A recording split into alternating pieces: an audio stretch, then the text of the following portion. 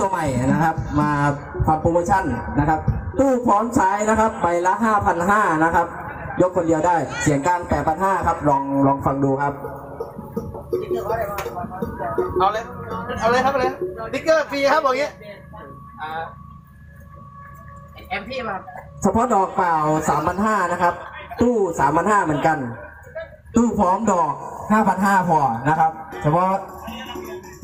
ทุกท่านที่มาอยู่ในงานอำนาจเจริญเท่านั้นนะครับผมนะตู้เบสพร้อมดอก5,500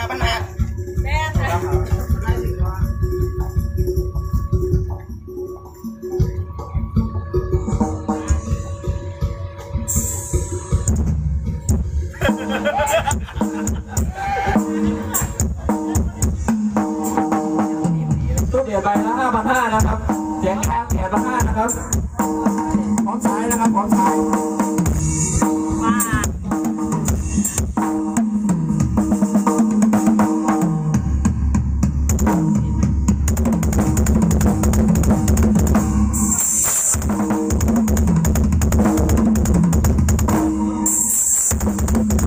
ตู้ใบเล็กๆไม่มีสายรัดนะครับสังเกตได้ไม่ดิ้นนะครับ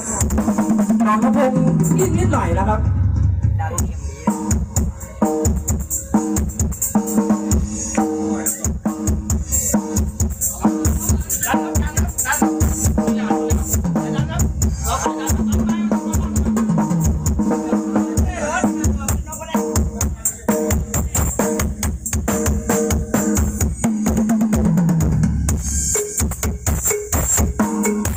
2 ทาง 450 นะครับ